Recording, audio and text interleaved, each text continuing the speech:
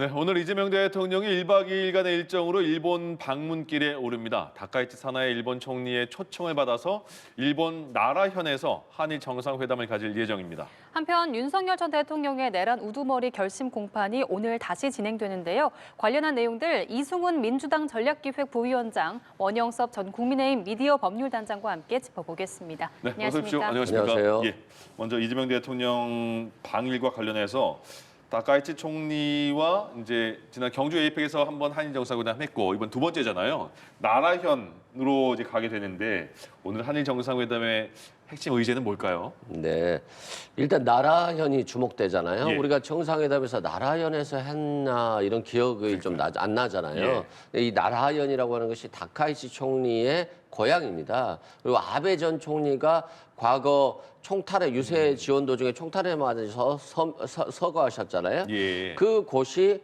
또 나라현이에요. 그래서 아마 나라현에 이 하는 것도 의미가 있지만 이재명 대통령께서 또 이 장소를 좀 해달라고 했다는 그쵸. 거예요. 예. 제안했다는 거예요. 그 자체를 보면 대통령의 외교술이 참 섬세하시구나. 이 좀 감성적인 곳 아니겠습니까? 우리가 예. 고향이라고 하면. 그래서 많은 것을 협상에 있어서 좋은 결과를 낼 수 있는 장소를 제안한 것이 아닌가 생각되고요. 예. 또 벌써 이시바 시게루 총리와 5번, 다카이치 총리와 2번, 지금 임기 얼마 시작되지도 않았는데도 7번의 이 한일 셔틀 회견을 했다라고 하는 것은 그만큼 한일 관계를 복원시켜서 경제, 민생 또는 외교 분야에서 모든 걸 잘 가져가겠다라고 예. 하는 것인데 그런 측면에서 오늘 지금 한일 협상의 가장 중요한 문제는 환태평양 경제 자유무역 협정에 이제 한국이 가입하는 데 있어서 일본이 좀 도와주는 문제하고요. 예. 또 과거사와 관련해서는 폭넓은 과거사의 사과 문제가 아니라 조세희 탄광이 해저 탄광이었는데 그 탄광이 바닷가 바로 옆에 있었어요. 그래서 바닷물이 많이 들어오면서 수몰이 됐었는데 그게 183명의 사망자 중 136명이 우리 한국인이었어요. 예. 그래서 이 부분에 대해서 다시 그 유골이라도 찾자라고 하는 한일 보건 문제가 있는 것이고요. 예. 또 뭐 한반도 평화 문제, AI, 지식재산권 등 전반적인 셔틀 외교를 오늘 진행할 것으로 보여집니다. 예. 중국 방문 이후에 바로 또 일본을 방문하게 되는데 셔틀 외교의 시작이라고 볼 수 있겠지만 오늘은 어떤 내용이 들어와야 된다고 보십니까? 기본적으로 뭐 아까 말씀하셨던 것처럼 조세희 탄광 뭐 과거사 문제를 논의할 거라고는 알려져 있지만 예. 기본적으로는 미래 특히나 이제 경제와 관련한 부분이 가장 큰 의제가 되어야 할 거라고 생각을 하고 있고요. 근데 더 한편으로는 실제로 안보가 제일 중요하긴 합니다. 예. 이번에 중국과 관련해 가지고 뭐 그 정상회담을 하면서 여러 가지 이렇게 많은 이야기를 나눴는데 그런 중국과의 대화 과정에서 그러면 대척점에 있는 그 미국의 그런 입장을 좀 고려해야 되는 부분도 있고 그리고 일본과 정상회담을 한다라고 하지만 일본과의 정상회담 속에 나오는 이미지나 내용들이 실제로 미국이 어떻게 보여질까 이런 부분을 더 사실은 유의해야 되는 부분이 있습니다. 특히 그 미중 관계의 패권 경쟁이 뭐 수면 위로 이미 올라와 있지 않습니까? 그런데 한편으로는 뭐 중국과의 관계에서 유화적인 제스처를 이번에는 미중 정상회담에서는 보여줬다고 생각을 해요. 정상회담 하면서 뭐 유화적인 제스처를 안 보여주는 것도 그것도 좀 난감한 문제니까. 이번 한중 정상회담에서요? 아니요, 예. 중국과 한중 정상회담에서. 예. 예. 그래서 그런 부분들에 대해서 일본과 중국과의 관계가 굉장히 그 민감해지고 있지 않습니까? 그래서 일본과의 내용이나 이런 거에 있어서 좀 안보 특히 그런 그 미국과 그 관련이 있을 수 있는 그런 안보 문제에 대한 그런 아주 진일보된 그런 입장을 논의하는 것도 반드시 필요한 일이라고 보여집니다. 예. 예, 말씀하신 것처럼 지금 중일 관계가 악화된 상황이라서 특히 이 부분에 대해서 관심이 좀 쏠리는 것 같은데요. 이 대통령은 이 회담에 앞서 진행된 일본 언론과의 인터뷰에서 이 중일 갈등에 좀 우리가 깊이 개입하거나 관여할 문제가 아니라고 생각한다 이렇게 밝혔습니다. 좀 중심줄을 잡는 게 쉽지 않을 것 같아요. 관여하지 않는 게 가장 쉽죠. 예. 중국과의 문제라든가 일본과의 문제에 있어서 우리가 관여할 부분은 아닌 것 같고 우리와 일본과의 문제, 우리와 중국과의 문제에 집중하면 될 것 같아요. 한일 정상회담이 잡혀 있는데 갑자기 시진핑 주석이 이재명 대통령을 초대했잖아요. 왜 했겠습니까? 예. 한국을 우리 편으로 만들겠다, 우호적으로 만들겠다. 미국과 한미일 어떤 동조보다는 한국을 우호적인 나라로 만들므로써 미중 패권 전쟁에 있어서도 조금 더 우호적인 세력을 확보하고 또 일본은 최근에 중국의 대만 발언했잖아요. 대만과 중국이 전쟁이 일어나면 대만의 자위대를 파견하겠다는 식의 어떤 전쟁 개입 발언이 있었고 예. 그래서 지금 히토류 수출 제한 조치를 취했잖아요. 그리고 반더핑 관세 조치를 취했고 그만큼 한국에는 이제 그간의 사드 보복으로 인한 어떤 경제 제재 한한령을 서서히 풀어주면서 일본에는 강력한 조치를 취하겠다는 거잖아요. 그래서 지금 이 상황에서 한국이 취할 자세는 중국과도 친하게 지내고 일본과도 친하게 지내는 것이다라고 생각되고요. 그런 측면에서 오늘 다카이치 총리도 마찬가지로 우리 이재명 대통령을 우호적인 세력으로 만들기 위해서 오늘 최선을 다할 거라고 보거든요. 그런 훈훈한 분위기 속에서 많은 외교적 성과물을 가져오면 좋겠다. 예. 기대하고 있다라고 말씀드립니다. 예, 양국과 좀 다 친하게 지내면서 우리의 문제에 집중하는 게 좋지 않겠냐라는 말씀해 주셨는데 어떻게 보시는지요? 옛날에 뭐 안미경중이라는 말도 있는데요. 그러니까 미국과 중국과의 사이에서 이런 그 중립적인 성향으로 해가지고 지금 외교를 할 수는 없습니다. 우리가 한일 정상회담이라고 하지만 이거는 사실은 한미 정상회담이라고 생각하면서 한일 정상회담을 임하는 게 맞고요. 일본과 미국과의 관계가 굉장히 밀착돼 있고 거기에 대해서 중국과 그런 어떤 신경전을 벌인다는 것 자체가 이게 중립적일 수가 없는 그런 정상회담이 될 수밖에 없다는 걸 깊이 뭐 이재명 정부도 이해하고 있을 거라고 생각을 합니다. 그래서 어느 정도의 시그널은 반드시 보여줘야 될 필요가 있고 거기에 대해서 시진핑 주석한테 이야기를 했던 내용도 그런 우리 대한민국의 입장을 충분히 사전에 이야기를 했을 거라고 보여지고요. 그래서 뭐 이번에 언제나 뭐 마찬가지지만 뭐 중립이라는 건 없습니다. 중립이라는 거 없고 그리고 지금 그 베네수엘라 문제도 있지만 미중 패권 경쟁이 격렬하게 진행되고 있는 상황에서 분명하게 이런 그 미국과의 관계 그것을 전제하는 일본과의 정상회담 그런 상황에서 이 의제에 대한 폭넓고 깊은 논의가 이루어질 것으로 생각하고 있습니다. 알겠습니다. 그리고 내란 우두머리 혐의 결심 공판 지난주에 있었는데 미뤄지면서 오늘 9시 반 잠시 후입니다. 9시 반에 다시 열리게 됐습니다. 지규현 판사가 오늘은 무조건 끝내겠다 이렇게 말을 했거든요. 구형량이 얼마나 나올지 먼저 화면 보고 다시 오겠습니다.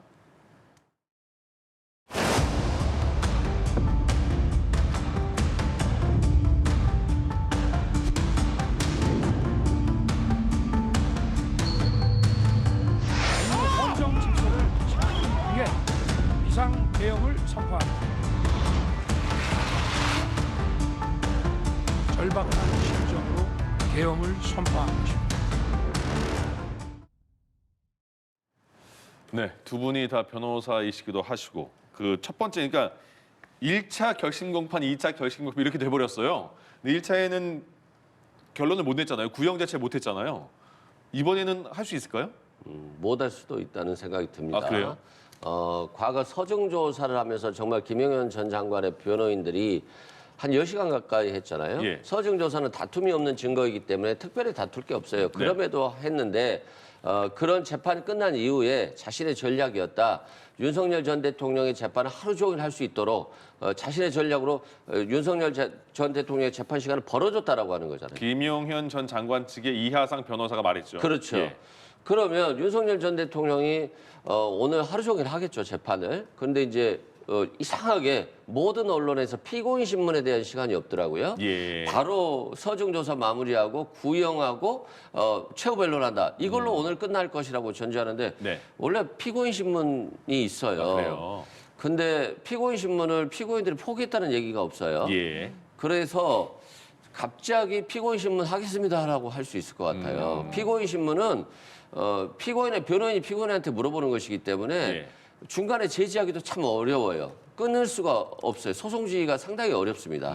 그런 측면에서 갑자기 피고인 신문한다라고 하면서 또 하루를 끌 수도 있지 않나. 근데 우리가 시간을 끌려면 목적이 있어야 되는 거잖아요. 그러게요. 그런데 일단은 무죄 주장을 위해서 정말 변론을 열심히 하겠다라고 할 수 있는데 그것보다는 그냥 자기들이 하고 싶은 말을 지금 마구 하고 있잖아요. 예. 두 번째는 변론을 잘해서 형량을 낮추기 위해서 열심히 하고 있다는 건데 형량을 낮출 필요가 없어요. 윤석열 전 대통령이나 김용현 전 장관 같은 경우는 지금 한 70세 가까이 고령이잖아요. 이 사람들은 수괴하고 그다음에 바로 밑에 단계의 범죄자이기 때문에 김용현 전 장관만 해도 최소 20년 이상이에요. 예. 그러면 한 100세 가까이 돼야지만이 나올 수 있는 거거든요. 그래서 형량에도 도움이 안 될 것 같고 네. 그러면 조금 있으면 뭐 구속 기간이 만료돼서 며칠만 시간을 끌면 나올 수 있겠다 이런데 구속도 영장 재발부 됐잖아요. 예. 그래서 아무런 목적이 없는데 왜 그럴까 보면 지금 우리 재판 과정을 방송해 주잖아요. 그래서 아마 방송을 통해서 변호인들은 내가 잘 열심히 하고 있어. 진격의 변호사들이야. 그리고 윤석열 전 대통령은 또 자신이 내 지지자들에게 내란이 정당했어. 예. 잘못된 게 아니야라고 하는 이런 것들. 예. 그리고 마지막으로는 영치금이 막 쌓이고 있다는 거 아닙니까? 그랬구나. 예. 그래서 몇 억을 지금 벌었다라고 하고 있는데 재판을 통해서 영치금 확보 전략을 지금 하고 있는 것이 아닌가라고 하는 좀 황당한 이해할 수 없는 재판 진행을 하고 있습니다. 예. 지금 계속 재판이 지연될 가능성과 그리고 지금 말씀하신 것처럼 과연 재판을 지연시키면 당사자에게 실익이 있는가 어떻게 봐야 됩니까? 저는 뭐 비정상적으로 재판을 지연하거나 그렇게 할 거라고 보이진 않고요. 예. 근데 6시간 넘게 한다고 했는데 그거는 정상적인 건가요? 지금 이 재판 자체가 예. 오히려 1년 동안 이어진 이런 변론이 굉장히 비정상적이었다는 말씀을 좀 드리고 싶은데 예. 일주일에 4번 재판을 나갑니다. 예. 윤석열 전 대통령이. 그러면 어떤 피고인이라도 제대로 된 방어권을 행사하기가 어려워요. 예. 그리고 1년 내내 그 부분에 대해서 윤석열 전 대통령의 변호인단이 이게 예. 너무나 촉박하고 촘촘한 기일의 지정이라는 이야기를 이미 수없이 재판부에 이야기를 했습니다. 지금도 현장에서 지금 법원을 구경하려는 방청석 신청한 분들이 줄을 서 있네요. 예. 예. 그래서 그러면 변론 준비하는 과정에서 사실은 변호인들이 굉장히 쫓기듯이 한 거고 예. 피고인들도 쫓기듯이 한 겁니다. 그런데 이걸 가지고 그러면 마지막 기회가 남아 있는 거 아닙니까? 최후 변론이라고 하는. 네. 그런데 그 최후 변론에 시간을 많이 쓰는 그것이 뭐 저는 굉장히 이례적이고 비정상적이라고 볼 수가 없다는 거죠. 과거에 이제 조국 대표의 재판은 한 3년 걸렸고 그리고 이재명 대통령의 선거법 1심이 2년 2개월 걸렸습니다. 예. 그런데 어떻게 이렇게 많은 관계자들이 있고 증인이 있고 이런 사건이 1년도 안 돼 가지고 지금 결심을 하는 거지 않습니까? 그러면 얼마나 이런 피고인에게 그런 절대적인 시간이 부여되지 않았냐가 먼저 우리가 인식해야 될 필요가 있고요. 그리고 예. 이번이 이제 마지막입니다. 저는 대통령으로서 제가 아무리 그것이 힘들다고 해도 최소한의 그런 기본권, 인권으로서의 그런 절대적인 어떤 최소한의 시간이 부여됐었어야 한다는 그런 관점을 가지고 있고, 예. 그리고 한편으로는 그런데 이게 사람들이 보기에는 재판을 끌려고 한다. 그렇게 할 것 같지도 않고 재판을 끈다고 하더라도 그게 실익이라는 게 없어요. 예. 지금 지기현 판사가 이번에 무조건 끝낸다고 하지 않았습니까? 이번에 무조건 끝낸다고 하는데 정말 물리적인 시간으로 못 끝내는 상황이 설사 온다고 하더라도 그래봤자 며칠 뒤입니다. 그래서 대통령 변호인단도 그런 전략을 세우진 않을 거라고 보여집니다. 예. 예, 이 재판 과정 자체가 상당히 신속하게 이루어졌기 때문에 좀 충분한 시간이 주어져야 한다라고 이야기를 하셨는데 그러면 오늘 좀 밤 늦게까지 계속해서 발언을 이어갈 거라고 보시는 건가요? 아니요, 저는 그 정도 생각하진 않고 있고요. 그리고 본인이 헌법재판소의 마지막 변론에서도 보여줬던 그런 모습이 있고 거기에서 이런 필리버스터성 그런 최후 변론을 하진 않았습니다. 그리고 굉장히 그 내용들도 압축적이고 그리고 해야 될 말씀 위주로만 했다는 걸 그런 전례를 비추어 볼 때 이번에도 그게 밤을 넘긴다, 자정을 넘긴다 이런 게 이루어질 거라고 생각되진 않습니다. 네, 일각에서는 오늘도 좀 재판이 지연이 되면 재판부가 좀 지휘권을 적극적으로 행사를 해야 한다는 목소리도 나오고 있는데 이 부분에 대해서는 어떻게 보세요? 적극적으로 행사해야죠. 지기현 판사는 아마 그런 것 같아요. 마지막 재판이니까 최대한 많이 들어주겠다. 당신들 하고 싶은 말 다 하고 재판 끝내겠다. 잠시만요. 여기 지금 9시 반부터 이제 결심 공판이 진행됐는데 지금 호송차가 들어오고 있습니다. 오늘 근데 지난 금요일과 마찬가지로 결심 공판 때와 마찬가지로 8명의 피고인이 다 모이는 거거든요. 그러니까 이 차량이 윤 전 대통령 차량인지는 좀 확인해 봐야겠네요. 번호판을 보던가. 어쨌든 8명의 피고인이 오늘 다 결심 공판장에 모이는 거잖아요. 그러니까 지금 계속해서 저희가 피고인들이 탑승한 차량들이 들어올 때마다 저희가 보여드리도록 하겠습니다. 예, 계속해 주시죠. 네네. 근데 이제 소송 지휘권을 행사하는 것보다는 적극적으로 당신들이 마지막이니까 피고인의 방어권 행사해라. 하고 싶은 대로 해라. 다만 오늘 끝내자라고 했잖아요. 예. 그래서 판사는 아마도 많이 들어주겠다 뭐 이런 생각이었던 것 같아요. 그런데 그러면 자신들이 김용현 전 장관의 변호인인 이하성 변호사나 권 변호사 등이 뭐 시간을 끈다 할지라도 그냥 자신들이 소송을 마치 진행하는 것처럼만 하면 되잖아요.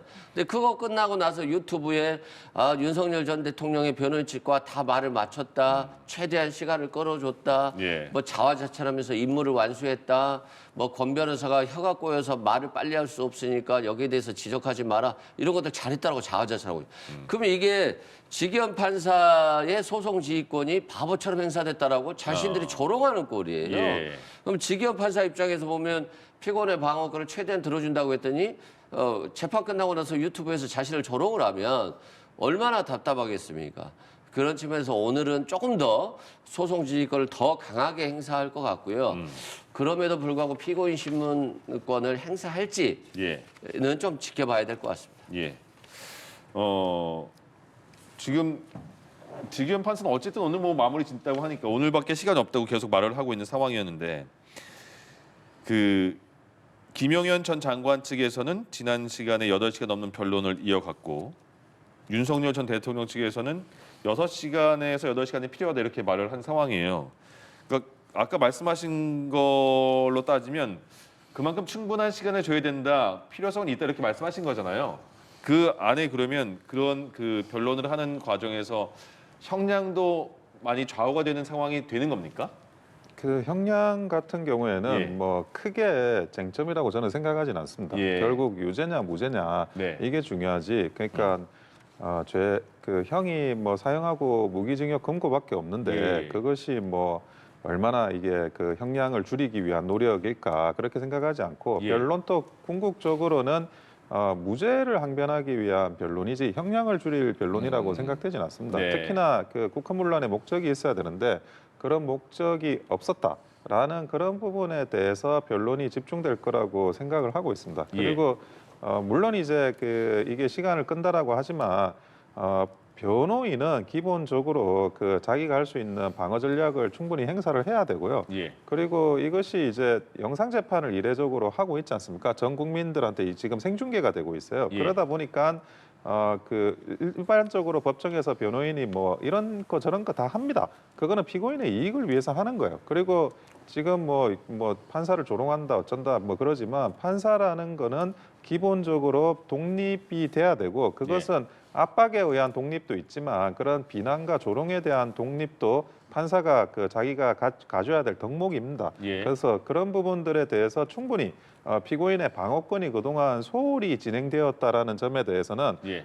지기현 판사나 다른 어떤 법조인들도 충분히 저는 인정을 할 거라고 봐요. 그래서 이런 부분에 대해서 그 지기현 판사가 뭐 어떻게든 시간이나 기회를 준다라는 거는 뭐 당연히 판사로서 해야 될 저는 임무라고 생각이 들고 그리고 형량이나 이런 거보다는 결국 이제 뭐 변호인단도 유무죄를 다투는 그런 문제로서 더 집중을 할 거라고 생각합니다. 그리고 너무 많은 사람들의 진술이 있고 그리고 증거 자료가 있기 때문에 이거 하나하나 이야기하다 보면 예. 기본적으로 물리적인 최소한의 시간이 늘어날 수밖에 없습니다. 그리고 그런 항변들도 이게 중계가 되고 있지 않습니까? 예. 중계가 되니까 또 안 할 수가 또 없는 거예요. 그러니까 중계는 시켜놓고 예. 그런데 왜 길게 하느냐라고 이야기하는 거는 그거는 좀 그 서면화할 수 없는 예. 그런 이제 내용들이 분명히 있기 때문에 어쩔 수 없는 부분이라는 말씀도 드립니다. 알겠습니다. 그러면 오늘 그 특검 측에서는 사형이냐 무기징역이냐 무기 금고는 생각하지 않는다고 하니까요. 그럼 어떻게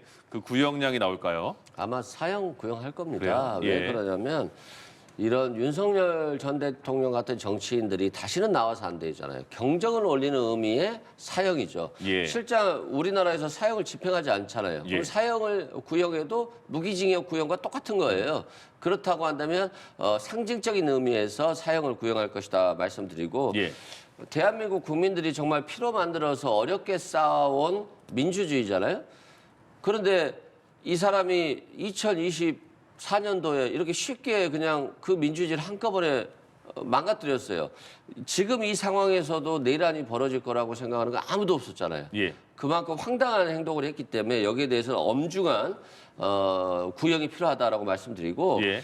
자꾸 이제 필리버스터 뭐 법정 필리버스터를 하고 있다 이런 얘기들을 하다 보니까 마치 뭐 소수가 강자에 대해서 네. 소수가 다수에 대해서 뭐 자신들을 억울하게 대변하는 것처럼 약간 그런 뉘앙스가 있는데 제가 봤을 때 이건 법정 필리버스터가 아니라요 법정 깽판입니다. 네. 거의 그냥 뭐 결과에는 관심 없이 그냥 뭐 자기들 하고 싶은 그냥 정치적 쇼를 하는 거예요. 그래서 이 선고도 굉장히 구형 못지않게 세질 것이다. 예를 들어서 징역 20년 선고될 게 30년 선고되고 예. 뭐 이러는 거예요. 30년 선고될 게 무기징역 선고되고 그런 측면에서 윤석열 전 대통령과 김용현 전 장관의 변호인 측이 이런 위험을 감수하는 것 이건 뭐 자기들이 하고 싶어서 하는 거니까 되잖아요. 예. 나머지 6명의 피고인들은 지금 굉장히 애가 탈 겁니다. 저분들 둘이 좀 이상한 행동을 해가지고 그 때문에 영향을 받을 수 있다. 우리 형도 같이 올라가는 거잖아요. 김용현 장관이 예를 들어서 20년 받을 건데 30년을 받아요? 그럼 다른 사람들은 5년 받을 거 10년 받는 거예요. 그래서 아마도 굉장히 불안에 떨고 있을 것이다 이런 예. 생각이 듭니다. 그러니까 김영현 전 그 한덕수 전 총리, 이상민 전 장관 15년이 구형됐잖아요. 그러니까 특검에서도 현실적으로 그 선고할 만한 형량을 구형했다 이렇게 말했는데 그럼 오늘 윤 전 대통령에 대해서는 어떤 구형량이 나올 거라고 예상하세요? 저는 뭐 이번 특검은 사형을 구형할 거라고 보고 있어요. 예. 과거에 이제 그 전두환 전 대통령한테 사형이 구형됐고 노태우 전 대통령한테는 무기징역이 구형된 적이 있습니다. 예. 근데 지금 그 특검이 하는 그동안의 그런 어떤 수사의 행태 그리고 구형의 분위기 그리고 계속 이렇게 뭐 언론 플레이라고 할까요? 그렇게 이야기하는 걸 보면 뭐 최고형을 구형하리라고 전망은 됩니다. 그런데 지금 이제 그 무죄의 여부도 중요하고 유죄냐 무죄냐도 중요하고 공소기각 이슈도 있어요. 무슨 네. 말이냐? 공수처의 수사권이 과연 정당했느냐? 그 적법한 권한에 따른 수사였느냐? 거기에 대해서 지경 판사가 이미 구속 취소를 하면서 공수처가 수사권이 있는지 의문이 든다라고 본인이 일차적인 판단을 한 적이 있습니다. 그러면 수사권이 없는 기관에서 수사를 했다, 증거를 수집했다, 그 증거를 가지고 다시 한번 재판으로 진행이 된다. 그 상황에서 그러면 이게 위법 수집 증거 배제 원칙이 있고, 예. 그러면 그런 기소가 과연 이게 그 공소권 남용은 아닌가라는 그런 이슈가 또 있습니다. 그래서 그래서 거기까지 돌아갈 가능성도 있다고 보시는 거예요? 당연합니다. 그거는 이미 지경 판사가 본인이 구속 취소해서 언급을 했던 거기 때문에 예. 뭐 단순히 뭐 이게 유죄가 당연하니까 뭐 죄형 형량이 어느 정도냐를 원하는 것도 물론 의미가 있는 건데 그게 아니라 무죄가 될 가능성 그리고 공소기각이 될 가능성 모든 가능성들이 상존한다라는 말씀을 드립니다. 예, 네. 예. 두 분 모두 사형을 구형할 거라고 좀 예측을 해주셨는데 지금 특검의 입장을 보면 법적 요건뿐만 아니라 비상계엄의 피해자인 국민 여론까지 살피고 있다라고 이야기를 했습니다. 그러면 좀 국민 여론에 대한 부분도 이 구형량을 계산을 하는데 반영이 됐을 거라고 보십니까? 잠시만요. 지금 화면 보니까 지금 이제 9시 반부터 시작이 되니까 30분 남았잖아요. 방청객도 지금 몸 수색하면서 이제 30분 전부터 입장이 되나 보죠. 지금 시작을 하고 있네요. 그렇습니다. 예. 아마 방청객도 많기 때문에 예. 한 번씩 들어가는데 흉기라든가 여러 가지 것들을 검색합니다. 예. 그래서 요즘에는 더 엄격하게 하는 것 같아요. 워낙 전직 대통령들이 조사를 재판을 많이 받았다 보니까 예. 그런 거고요. 그 국민의 감정이 굉장히 중요하죠. 예를 들어서 일반적인 검찰이 수사를 해서 기소를 한 사건과 이 사건은 국민적인 중대성, 범죄의 중대성, 해악 이런 것들을 고려해서 특검을 했잖아요. 그래서 특검은 특별검사인 것이고 예. 이 특별검사는 국민의 법감정을 더욱더 고려할 수밖에 없죠. 특히 윤석열 전 대통령의 변호인들이 법정에서 거의 깽판 수준의 행동을 하지 않았다라고 한다면 언론의 관심도 좀 멀어졌을 거예요. 예. 그러면서 재판부도 조금 더 여유롭게 여러 가지를 생각했을 건데 계속 지금 재판부를 밀어붙이는 상황이거든요. 그리고 재판부도 판결문을 써야 될 거 아니겠습니까? 예, 예. 2월 중순에 판결문을 써야 되는데 지금 판결문 쓰는 시간이 필요하기 때문에 계속해서 빨리 끝내야 된다, 빨리 끝내야 된다라고 하고 있는 거예요. 네. 자기가 인사이동 되기 전에 판결문 쓰고 가야 되는데 못 쓰면 끝나는 거잖아요. 예, 예. 그 이건 전 국민이 보는 것이고 아마 법학을 공부하는 학생들은 모두 다 이 판결문 앞으로 공부하게 될 거예요. 예, 예. 그리고 정말 판결문을 잘 써야 되는데 판결문 쓸 시간을 없게끔 몰아붙이고 있어서 판사들이 더욱더 예민해지고 있을 것이다. 예. 이게 이제 양형에도 당연히 적용될 것이고 또 지금 국민들의 법 감정이나 분노가 늘어나고 있잖아요. 저 사람들 왜 저래? 이게 당연히 판사에도 영향을 미쳐서 예. 형은 세질 수밖에 없다라고 생각됩니다. 네. 이 특검의 구형에 국민 감정이 반영됐는지 여부, 그리고 이 국민 감정이 앞으로의 재판 과정, 그러니까 판결에 미칠 영향 좀 어떻게 보시는지요? 국민의 여론을 반영했다는 거는 그거는 정치인이 할 이야기지 그거를 뭐 준사법기관인 특검이 할 이야기는 아니라고 생각합니다. 지금 우리가 삼권 분립을 하는 거는 국민 여론을 반영해야 되는 뭐 국회나 또는 이제 뭐 대통령이나 이런 그 선출직이 있고 사법부가 있는 거는 국민 여론을 반영해야 되지 아니해야 될 그런 사항들도 있고 그 부분에 대한 판단을 하라고 사법부가 있는 거지 않습니까? 예. 특검도 검사입니다. 옛날에는 수사와 재판이 원래 합쳐져 있었어요.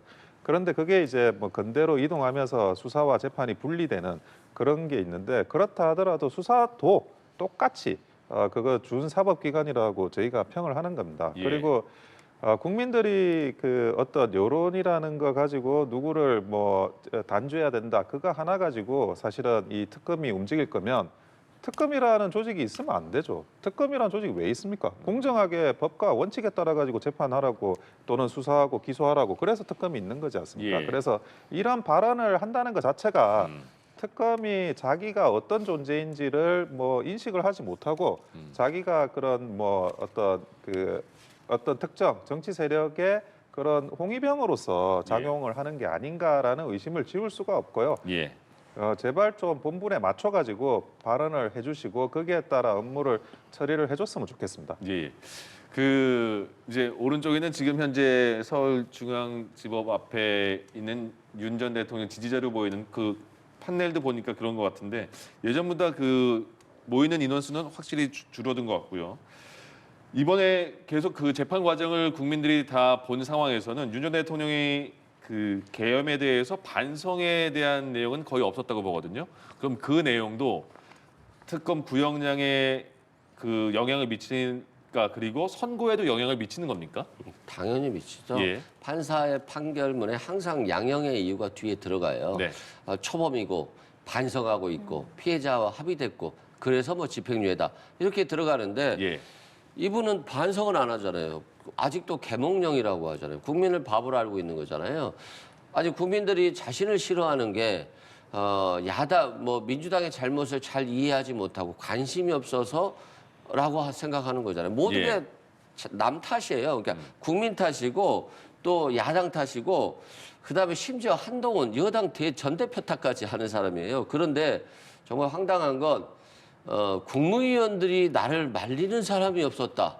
이런 황당한 얘기까지 하잖아. 아니 자기 자신이 항상 큰 소리치고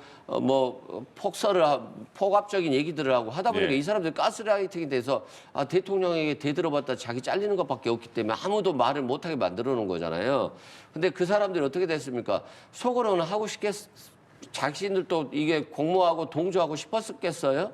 하기 싫은데 윤석열 전 대통령이 하도 윽박지르니까 그래도 나한테 장관 자리도 줬는데 대충 그냥 묻어가자라고 한 거잖아요. 그 사람들도 지금 구속되어 있는데 이 그놈들이 말이야 자신을 막지 않아가지고 괜히 경제 얘기만 하고 이게 야당의 역풍이 불어서 내가 구속된다라고 한 걸 얘기해줬으면 안 했을 건데 이런 취지로 얘기를 하시는 예. 분이잖아요. 나도 그 말을 기대했다 이렇게까지 말했어요. 황당한 얘기들을 하는데 이런 분을 갖다가 어떻게 형을 세게 하지 않겠어요. 그리고 예. 정말 다행인 건 아직도 국민의힘이 그 윤석열 전 대통령 저런 분을 대변하고 있잖아요. 그러면 국민들이 뭐라고 생각하겠습니까? 야, 윤석열 전 대통령도 무능하지만 예. 이 국민의힘도 정말 무능한 정당이구나 라고 생각하고 있기 때문에 지금 국민의힘도 어려운 거예요. 예. 지지율이 오르질 않잖아요. 그러면 윤 전 대통령 측이 지금까지 윤 전 대통령도 마찬가지고 변호인단에서도 그 반성의 기미를 보이지 않는 거는 아까 말씀하신 것처럼 이번에 그 뭐 선고에 대해서 재판에 대해서 죄가 없다 무죄를 다투기 때문에 그런 반성의 기미가 없는 걸까요? 무죄라는 생각 때문에?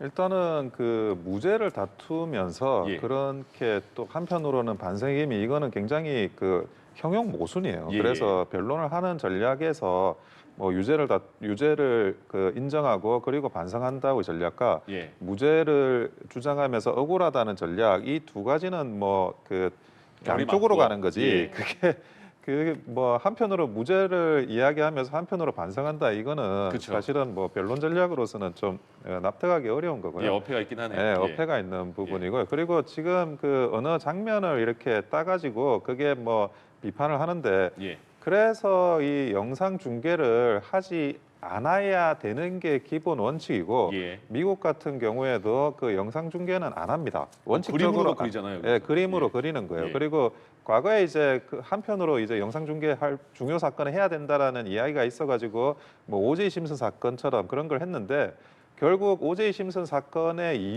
이후에는 더 영상 중계는 안 해야 되는 게 맞구나 이렇게 지금 가고 있는 거예요. 예. 그리고 사람이라는 게 뭐 그 이 재판이 10분하고 그냥 끝나는 재판도 아니고 몇 시간을 해야 되는데 몇 시간 동안 어떤 발언 그 하나의 장면 이거를 그냥 앞뒤 맥락을 다 잘라가지고 그 영상 중계를 해버리고 그거를 이제 계속 이렇게 돌리다 보면 사실 그 굉장히 어떤 조그만 것들이 침소봉대되는 상황이 발생합니다. 근데 그거를 가지고 뭐 굉장히 불리하게 여론전에서 불리하게 이렇게 몰아가고 그리고 뭐 특검이 아까도 이야기했지만 국민 여론도 고려해야 된다라고 하고 이게 정말 제대로 된 재판인지 납득이 제가 안 돼요. 법조인으로서 두 번 다시 이런 유형의 재판은 일어나서는 안 되고 결국 이제 법관 그 직영 판사가 있는 그 재판부가 이런 종합적인 상황들을 고려해서 제대로 좀 판결을 내려줬으면 좋겠다는 게 생각입니다. 예. 예, 알겠습니다. 오늘 이제 예정된 절차대로 재판이 진행이 되게 되면 특검이 구형을 한 후에는 최후 진술이 이어질 텐데요. 윤 전 대통령이 원고를 좀 직접 준비한 걸로 알려졌는데 어떤 메시지를 내놓을 거라고 보십니까? 한 40장 준비했다던데요. 우리가 윤석열 전 대통령이 항상 직접 썼다 그러면 기대감이 없어지잖아요. 뻔할 것이니까. 뻔할 대통령 시절에도 그랬잖아요. 자유를 엄청나게 강조했잖아요. 이 자유는 자신만의 자유였어요. 야당에 대해서는 자유를 통제하는 자유였고요. 그리고 반국가 단체라는 얘기를 얼마나 했습니까? 예. 처음에는 야당만 하다가 나중에는 야당을 지지하는 사람까지도 반국가 단체로 하니까 점점 자신의 지지층이 줄어든 거잖아요. 마찬가지로 이번에도 자신이 직접 쓴 거 보니까 이건 개몽령이다. 국헌 문란 목적의 폭동을 일으킬 생각은 없었고 그냥 국민들이 하도 관심이 없어서 나를 싫어하니까 그냥 이거 일깨워주기 위해서 나 괜찮은 사람이다라고 일깨워주기 위해서 계엄을 했다. 뭐 이렇게 오늘도 하지 않겠어요? 그런 측면에서는 참 이게 개선의 여지가 없는 우리 법적인 용어로 판결문 자주 나오는데 개전의 정이 없다. 예. 고쳐 쓸 게 없다. 그럼 어떻게 해야 되겠습니까? 고쳐 쓸 게 없으면 사회 악인 것이니까 말 그대로 감방에 오래 계셔야죠. 그런 측면에서는 다시는 역사에 윤석열 전 대통령 같은 분이 나오셔서는 안 될 거다라고 생각됩니다. 네, 예상을 좀 하셨던 대로 무죄를 주장하는 그런 최후 진술을 이어가겠죠. 네, 무죄를 주장을 하실 거라고 보여지는데 제일 중요한 거는 뭐 헌법재판소 최고 변론에서도 마찬가지였는데 왜 계엄을 했냐는 겁니다. 예. 그러니까 국헌문란의 계엄이 아니다, 그 목적이 아니다 그런 식으로 부정을 하기보다는 더 적극적으로 이런 상황 때문에 계엄을 했다 그런 부분에 대해서 적극적인 변론이 저는 필요하다고 생각이 들고요. 예. 헌법재판소 최후 변론에도 사실은 그 모든 상황이나 정보를 다 오픈하지 않았어요. 그때도 보면 대통령의 입장에서 그 국가를 위해서 다 말할 수 없는 부분이 있다는 점을 재판관들께서 좀 헤아려 달라 이런 멘트가 있었어요. 예. 근데 글쎄 뭐 그때는 그렇게 말을 했다고는 하는데 지금은 그런 말을 할 때가 저는 아니라고 생각이 들거든요. 예. 그때는 뭐 그 복귀를 또 하고자 하는 그런 기대감이나 희망 때문에 모든 정보를 오픈하지 못했다라고 한다 그러면 예. 지금은 그런 문제가 아닙니다. 어쨌든 이 권력 투쟁에서 패배를 했고 그럼에도 불구하고 이 재판조차도 일종의 권력 투쟁의 연장이라고 생각을 해야 되고 예. 그리고 왜 그때 그 비상계엄을 했는지에 대한 그때 알리지 못한 다른 사유가 있다 그러면 반드시 이번 최후 변론에는 꼭 그 부분을 이야기를 해주셨으면 좋겠습니다. 그럼 마지막으로 그 지견 판사가 다음 달 중순에 1심 선고가 내려진다면 가장 고민하는 부분은 뭐가 있을까요? 고민하는 부분이요. 선거에 대해서. 저는 윤석열 전 대통령과 김영현 전 장관에 대해서 고민하지 않을 것 같아요. 예. 왜 그러냐면 재판 과정에서 감정이 많이 쌓였을 것 같아요. 제 자신을 좀 바보처럼 만들었잖아요. 예. 그래서 그냥 객관적으로 이 사람에게 어떤 형을 적용하는 게 좋을지 예. 뭐 인간적인 고뇌 이런 건 별로 없을 것 같고 예. 그 외에 예를 들어서 경찰 조지호 경찰청장이 있잖아요. 네. 그리고 김봉식 서울청장 갑자기 계엄날 안가로 불렀다는 거 아닙니까? 그러면서 종이 한 장 주면서 국회를 포위하라. 예. 그리고 못 들어가게 하라. 뭐 이런 지령을 내렸는데 그 상황이 마치 영화의 한 장면 같았다는 거잖아요.